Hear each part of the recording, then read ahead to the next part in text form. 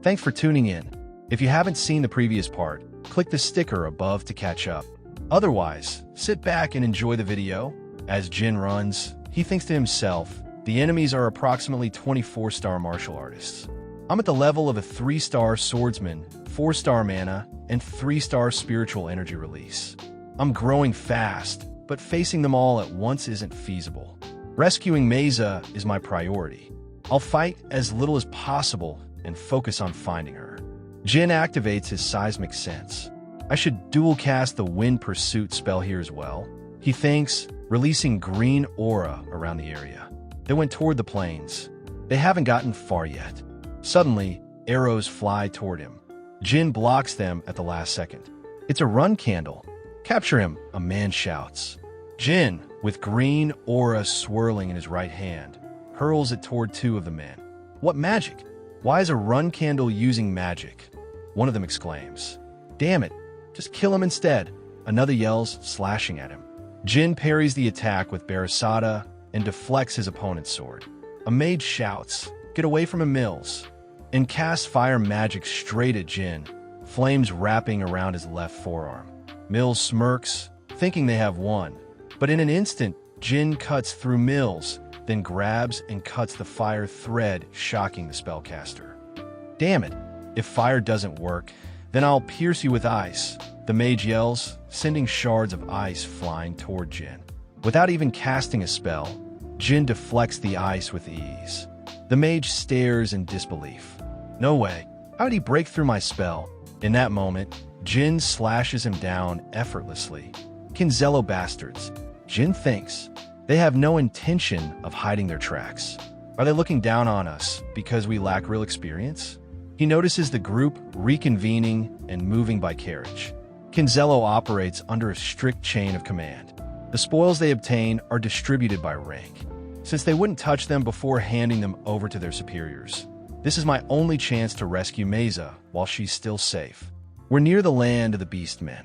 Their base must be close. In that case, if I create a distraction, I can make an opening to save Meza.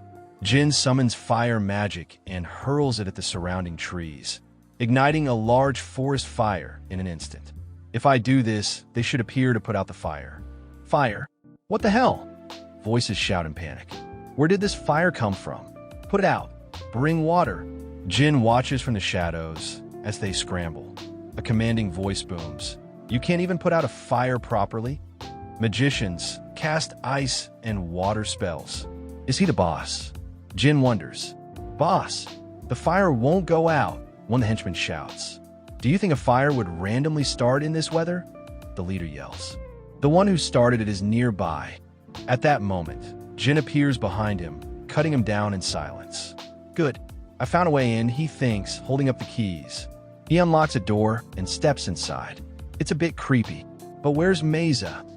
Spotting a hatch in the ground, he opens it. Meza, he calls. Young master? She gasps. Why are you here? It's dangerous. Don't worry about me. Can you walk? I can, but I don't think I can run. Jin cuts her bindings. I'll support you for now. Suddenly, the door upstairs slams open. What was that? Jin whispers. Young master, can you promise me something? Stop talking, Meza, Jin says, focusing on their escape. If things get really dangerous, please abandon me. You're not someone who should fall here. Loud crashes echo from above. Jin grips his sword. Let's get out of here first. Okay. As they emerge from the hatch, they're shocked to see Kinzello's henchmen dead. Jin thinks, this was the work of a beastman, a combative tribe for sure. To their left, a massive figure steps forward, a towering beastman carrying a battle axe. Maze's breath hitches. Young master, I'll buy you time, so hurry, and Jin strikes the back of her head, knocking her unconscious before she can finish. The beastman scoffs. Vermin, they can't even put out a fire properly. They're not worth keeping alive. Then his eyes lock onto Jin. Are you the one who did this, brat? Jin meets his gaze, sword at the ready. That's right. I am Jin Runcandle, son of Siren Runcandle. Reveal your name, Beastman. The Beastman grins. A Runcandle. So, you're Runcandle's offspring. A few days before the mission, at the Run Candle clan's main house, Jin was practicing enveloping his sword with spiritual energy. Muraken suddenly jumped out and yelled, "You idiot!" before delivering a flying kick to Jin's back. "Do you want to die? I thought I was clear. You're not at a high enough level. If you awaken the sword rashly, you'll get caught in spiritual energy congestion. If you don't want to die from that, don't try to wake up the sword again." "Got it." Jin groaned, but gradually nodded. "Okay." Now, standing before a warrior of the White Wolf tribe, Jin tensed. The Beastman snarled, "Run Candle. So today's the day I claim my greatest prey. My name is Quasito Truca, a warrior of the Truca tribe, the White Wolf clan." The White Wolf tribe was notorious, born for battle and slaughter. An adult White Wolf's martial prowess averaged around 6 stars. They were also famous for their hatred of the Run Candles. The reason? The first patriarch of the Run Candle clan had slain the great White Wolf, Javier, whom they once worshipped as a god. Jin quickly assessed the situation. It's impossible to escape with Meza. He's too fast. Quasito roared. "I shall offer you to Javier's altar today and console his soul. Now choose. Will you fight me with honor, or will you die a coward, torn to shreds as you run?" Jin readied his sword. "I will fight, honorably." Quasito grinned. "Good. So you're a Run Candle who knows honor." With a powerful lunge, he swung his massive axe toward Jin. Jin barely dodged, flipping backward. The moment he landed, the axe was already in front of his face. He blocked at the last second, the impact forcing him back. As expected of the White Wolf tribe, even a single attack is this powerful. They clashed again, their weapons colliding with immense force, sending both flying. "But I can still win," Jin thought. "I have aces up my sleeve that the enemy doesn't know, my pendant, magic, and spiritual energy." But he quickly ruled them out. The pendant isn't worth using in a minor crisis like this. If I can't even overcome something like this on my own, I don't deserve to rise above others. Magic isn't the right choice either. With just 4-star magic, I can't pierce a White Wolf skin. And if my clan investigates Kinzalo, a guardian knight will definitely notice traces of magic, exposing me for breaking the clan's forbidden rule. That left only one option, spiritual energy. Quasito prepared another monstrous strike. "I'll awaken the sword," Jin resolved. He blocked the incoming blow, but the impact sent him flying. Quasito smirked. "You have a good sword, baby Run Candle. It doesn't suit your black sword emblem, but it's sturdier than it looks." Jin steadied himself, recalling that sensation, the night he first awakened his sword. "I need to relive it." Quasito raised his axe high. "It's over, baby Run Candle. With that white sword, I shall sacrifice you to Javier's altar." Jin's eyes widened with determination. "I need to remember the feeling." Suddenly, the world was engulfed in shadow. Quasito's expression changed. "What the fuck is happening?" Darkness swallowed everything. "I can't see anything," Quasito roared. Jin slashed through the shadows, striking his opponent. "Until recently, even I didn't know why my clan's emblem is a black sword," he murmured. Quasito staggered, falling to his knees. "You bastard, what did you do?" Jin exhaled.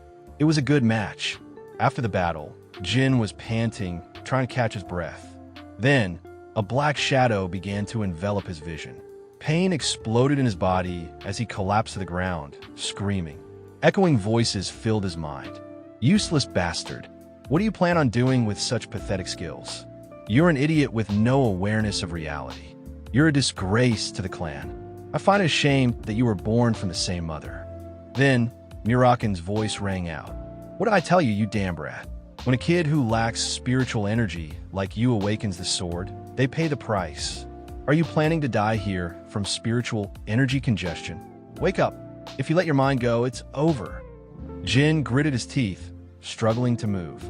Muraken's voice echoed again. "I already told you what you need to do." Jin bit his lip in frustration. Spiritual energy release. He sat cross-legged, forcing himself to focus. "I can't release it properly because I'm getting caught up in the surrounding spiritual energy. I need to stay calm." Again, over and over, he struggled, forcing his body to regulate the overwhelming force within him. Finally, the pain vanished almost too suddenly. Panting, he thought, "Did I make it out?" The pain disappeared in an instant, which makes me uneasy. His body felt the same, yet overflowed with spiritual energy. There's no problem moving, so let's return with Meza. Just then, he heard rustling in the corner. "Who's there?" Jin called out. A trembling voice responded. Please spare me." Jin narrowed his eyes. "Are you a surviving Kinzalo?" "No, that's not it. My name is Simmerbill. I'm from the Bill clan in the Zon Kingdom." Jin's eyes widened slightly. "Simmerbill? Oh, so that's you. Jin Run Candle. I was requested to look for you." Simber gasped. "Jin Run Candle? My goodness. A run candle. Thank the gods, I'm alive." Jin exhaled, his mind settling. I completely forgot about him because of the Kinzalo group. Seeing how relieved he is makes me feel a little guilty. Simberbill continued, saying, "I'll never forget this debt." Jin replied, "There's nothing to repay. We were paid to do this. Now let's get back. Anyway, Simber, how did you end up kidnapped by the Kinzalo group in the first place?" "We thought we were searching for a missing person." Simber hesitated before answering. "Well, I followed my lover here." Jin raised an eyebrow. "Your lover? Were you two eloping?" "No, actually the thing is, my lover died 2 years ago." Jin frowned, but from her face and voice, even down to the 2 moles on her wrist, they were exactly the same as when she was alive. "It might sound crazy, but it's true. There's no way I would have mistaken her," Simber said, his voice trembling. Jin thought to himself, everything was the same? This sounded like the work of Bouvard Gaston, the Transformer. They probably kidnapped Simber for money. But does Bouvard and the Kinzalo group have some kind of connection? This is the second time I've been caught up with him. I have a bad feeling. I should meet him in person to figure out what kind of guy he is. The fragmented workshop he runs should be in the capital of the Curano Dukedom. I should try to find an opportunity while I'm in the intermediate training class. Simber sobbed. "Thank you for listening to me without thinking I'm crazy." Jin nodded. "My clan should be sending reinforcements soon, so let's get back." But Simber suddenly bowed, pressing his hands and knees to the ground. "You even called Guardian Knights for little old me?" Jin rolled his eyes. "It wasn't for you, but for Meza." Still bowing, Simber said, "Sir Jin, I'll remember today's meeting forever. Please tell me if you ever need my help." Jin sighed. "All right, I'll keep that in mind." Back at the castle, Gilly beamed. "Congratulations on fulfilling your first mission, young master. Your nanny is truly happy." "Thanks, Gilly," Jin said, offering a small smile. "You must be tired, right? I prepared a bath for you." As expected, great job as always, Gilly. At that moment, a voice rang out from the corner. "Oi." Jin turned to see Murakin, looking menacing. Jin smirked. "Well, look who it is. It's my Nabi. Have you been good while I was gone?" He reached out to pat his head. In an instant, Nabi bit his hand. "Gah!" Jin flung him toward the window. "Why the hell did you bite me?" Murakin scowled. "Are you nuts? Did you go batshit crazy?" Jin held his throbbing hand. "What? I told you not to release spiritual energy." Murakin smacked Jin's face with his paw. "How many times did I warn you that you could die? That was all for your own well-being. Wait, hear me out. Hear you out. What could possibly be more important than the life of Soderet's sole contractor?" Murakin flailed his arms. Gilly intervened. "Sir Murakin, the young master just got back. Stay out of this, strawberry PI. This is serious." Gilly sighed. "Yes, I understand." Jin's face hardened. "A cadet was kidnapped right in front of me. What was I supposed to do? Sit there and do nothing? I was worried she'd end up in deep trouble." Murakin glared. "What about the pendant? Is that just an accessory to you? It's meant for more than just hanging around your neck." Jin hesitated. It felt like a waste. Who knows when I'll meet a much more powerful enemy? Murakin's expression darkened. "A waste?" He pointed a claw at Jin. Gilly shouted, "Lord Murakin." Jin sighed. "Is that really so shocking?" "This damn brat," Murakin muttered. "How did you know I awakened the sword?" Murakin scoffed. "Your spiritual energy leaped from 3-star to halfway up 4-star. How would I not notice? Jin nodded. I did feel like I became full of spiritual energy, so I just went up by 1 star. Muraken sighed. You should be thankful to Saderet for keeping you alive. Out of 10 people who experience spiritual energy congestion, 9 die. Jin tensed. I'm assuming one of the 2 survivors is me. Who's the other? The first patriarch. No, Muraken said, his voice low. It's me. Timar would have died. Jin's eyes widened. What? He smirked. So, you and I aren't all that different. Waving his hand, he said. Don't worry. I don't ever want to experience that pain again. I'm going to wash up. He slammed the door behind him. Muraken grumbled. That bastard. Strawberry pie. You need to starve him until he learns his lesson. Gilly shook her head. I'll be taking my leave to prepare the young master's meal. She walked away. Muraken sighed, shoulders slumping. Strawberry pie. I'm envious of this bastard. Meanwhile, in the castle, the Run Candle siblings were deep in discussion. How does it make sense that Jin fought and defeated a warrior from the White Wolf tribe? Of course it doesn't. Another sibling scoffed. Maybe it was a bandit wearing wolf hide. How could a fledgling 3-star kill a White Wolf tribe warrior? Actually, there's one possibility. A voice cut in. The speaker was Annie Runcandle, the 9th flag bearer of Runcandle. The guy Jin faced could have been particularly weak, Annie mused. But it still doesn't make sense. What's even more unbelievable is that Mother just accepted the story at face value. The other speaker, Mew Runcandle, the 8th flag bearer, frowned. Isn't that right? Annie turned to the side. Haytana and Daytona. The twin brothers straightened. Of course, they answered in unison. Daytona whispered to Haytana, do you really think Jin killed a white wolf? Haytana hesitated. He might be a monster, but even this is a stretch. Daytona frowned. The problem isn't whether he actually killed one or not. He's apparently moving up to the intermediate class. Haytana paled. Right? If Jin enters the intermediate class, we're done for. Annie rolled her eyes. Oh, shitheads. What are you whispering about? Are you really that scared of Jin moving up? The twins gulped. Of course not. Annie smirked. You can be honest with your big sister. What I hate most are liars. Makes me want to rip their tongues right out. Daytona stammered. We are very afraid of Jin. Annie grinned. Want your big sis to help? The twins nodded vigorously. We'll loan you our slaves. For you to use, she said. The intermediate class is survival of the fittest. It's filled with 3-star to 5-star cadets, some fresh recruits, and others who've been stuck there for over a decade. Mew and Annie managed to get a few of these hard-stuck cadets and abuse them as their slaves. They said you can use our hard-stuck cadets to crush Jin. We don't like him either, but if you mess this up, you better be ready for the consequences. My dear little brothers. Jin sat deep in thought. Since I succeeded in my first mission, my promotion to the intermediate class is certain. And I reached 4-star spiritual energy. He clenched his fist. To properly harness my spiritual energy, I need to reach 6-star swordsmanship within 5 years at the latest. 6-star meant an excellent swordsman.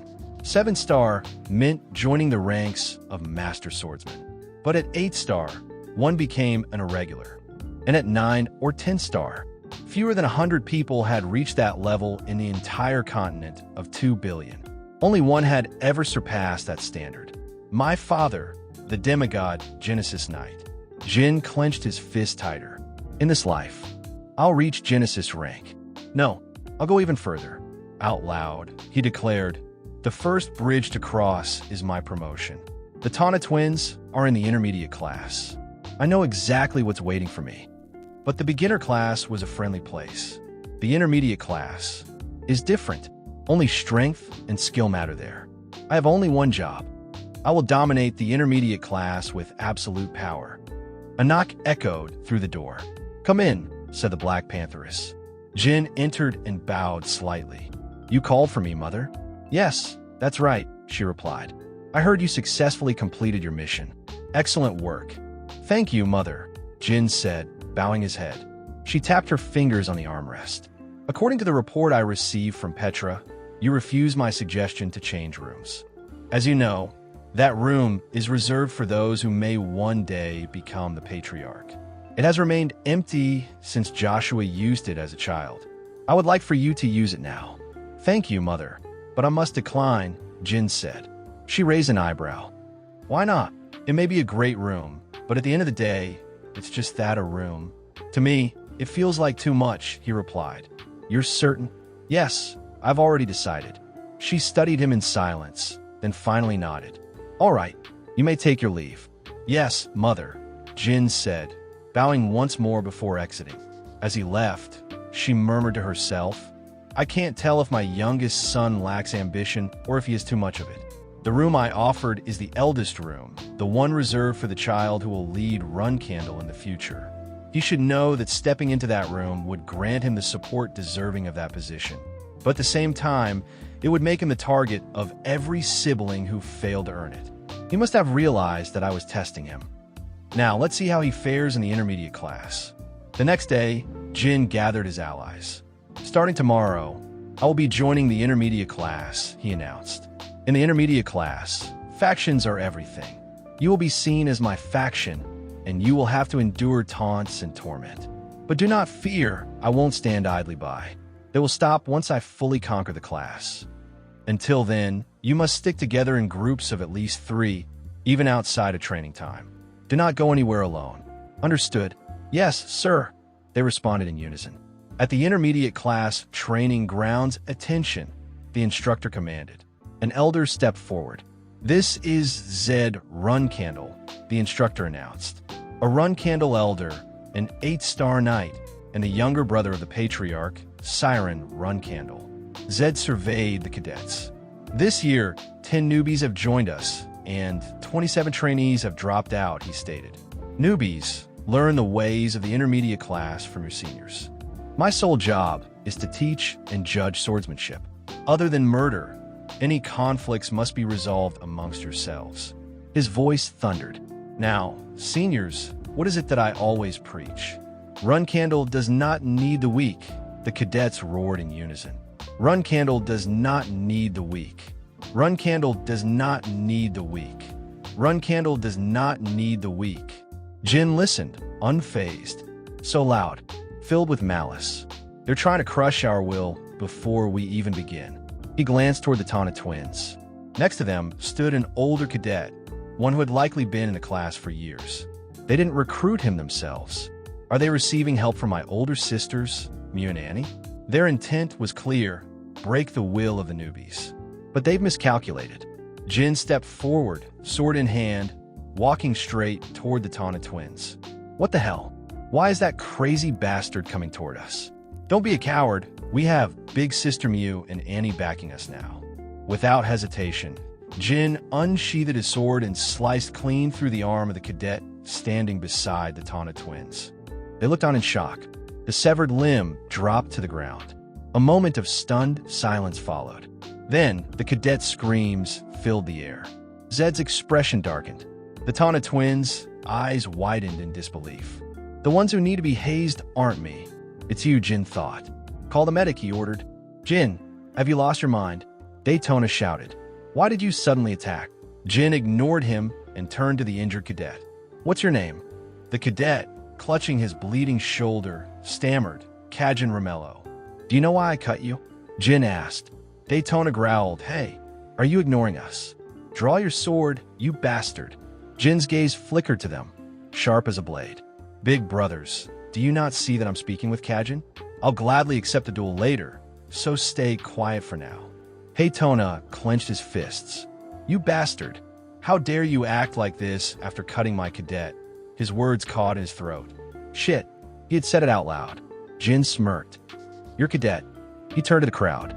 So, this friend here was part of my big brother's faction? Daytona gritted his teeth. Jin continued. I simply cut him because I sensed bloodlust in the way he was looking at me. The surrounding cadets murmured among themselves. Is this a battle for hegemony? Zed watched with interest. While the Tana twins tried to break their little brother's will, they were the ones taught a lesson instead. Since Daytona had publicly admitted Kajin was part of his faction, Jin's attack was no longer seen as a reckless assault. It was now an official battle for dominance, a long-standing tradition in Run Candle. Zed grinned. That was bold. Jin stepped forward. His voice rang out over the training grounds. All cadets, listen up. I am Jin Runcandle. You may point your swords at me, ambush me, or try to break me. But know this, if you show me even the slightest hostility, I will not hesitate to cut you down, just as I did now. Zed's gaze sharpened. Jin Runcandle, the 13th and youngest child of the patriarch. Jin met his eyes. Yes, elder. Zed's voice turned cold. Do you think you're permitted to act like this in front of me? Jin's face remained impassive. I do. How come? Zed demanded. Jin smirked. Because I don't believe I just fought against Atana twins. I believe I fought against you, elder. The air grew tense. Zed's grip on his sword tightened as a sharp aura flared around him. You fought against me? His bloodlust surged. That's a very interesting thing to say. His aura, sword crackled to life. Explain yourself, he commanded. Depending on your answer, I may just cut off your head right here and now. Jin stood his ground, staring down the elder's blade with absolute confidence. Thanks for tuning in to No Limit Recaps. If you enjoyed today's recap, smash that like button, subscribe, and hit the bell icon to avoid missing any of our future videos. If you want this manhwa's next part, drop it in the comments. Got a favorite manhwa or a series you want me to cover next? Drop it in the comments below. Your suggestions keep this channel growing. You can also join our Discord for more updates, sneak peeks, and manhwa discussions. Until next time, stay limitless.